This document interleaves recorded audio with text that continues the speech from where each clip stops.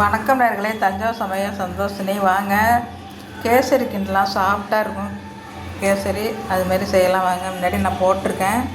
இது வேறு மாதிரி ரவா இதால் 1 டம்ளர் எடுத்துருக்கேங்க ரவா.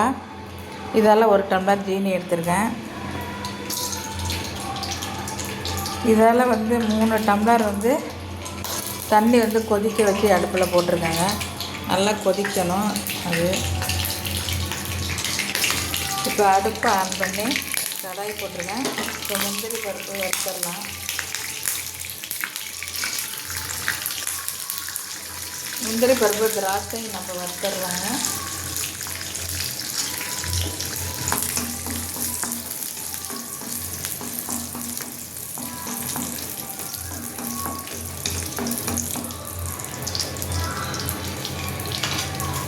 இப்போ நம்ம திராட்சையை போட்டுடலாம்.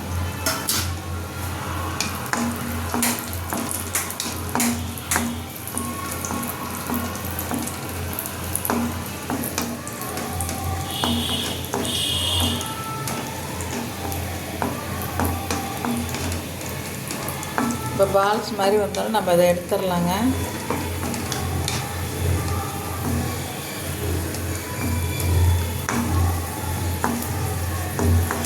இப்போ நம்ம அதை எடுத்துடலாம். இப்போ நம்ம இதால் 1 கப்பு நெய் ஊற்றிருக்கேங்க. இதால் 1 கப்பு ஆயில் ஊற்றிருக்கேன். வாங்க இப்போ ரவாவை இதில் வறுத்துடலாம். போட்டு நல்லா வறுத்தாதாங்க சாஃப்டாக வரும்.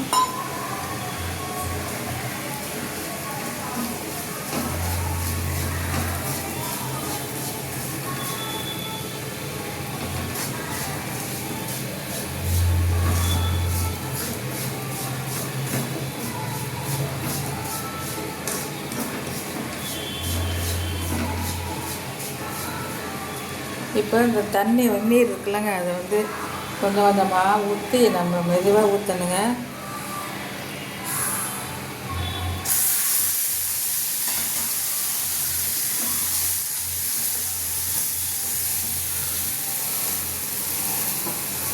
ஒரு கப்புக்கு 3 டம்ளர் நீங்கள் கரெக்டாக வச்சாதான் நல்லா வேகும்.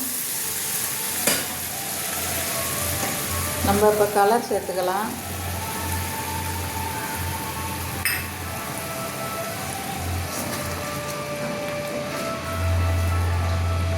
நல்லா கட்டி போடாமல் கிண்டணுங்க.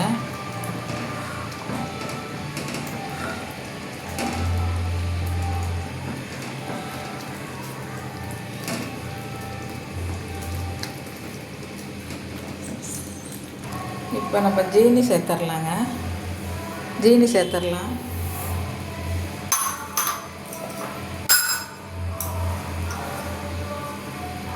ஏலக்காய் பொடி சேர்த்துடலாங்க.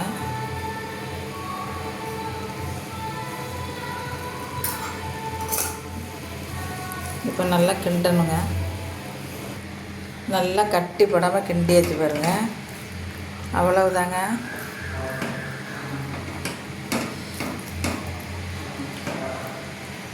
ஆறுனா கூட உங்களுக்கு சாஃப்டாகவே தான் இருக்கும், கட்டி ஆகாது.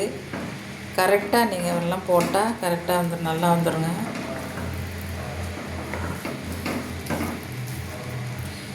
இப்போ நம்ம முந்திரி திராட்சை போட்டுடலாம்.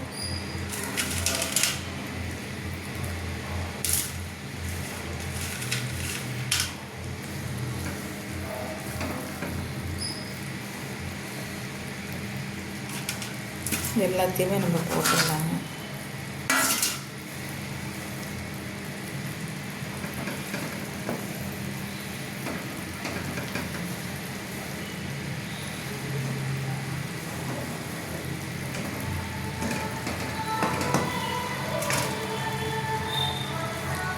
இப்போ கேசரி ரெடி ஆயிடுச்சுங்க.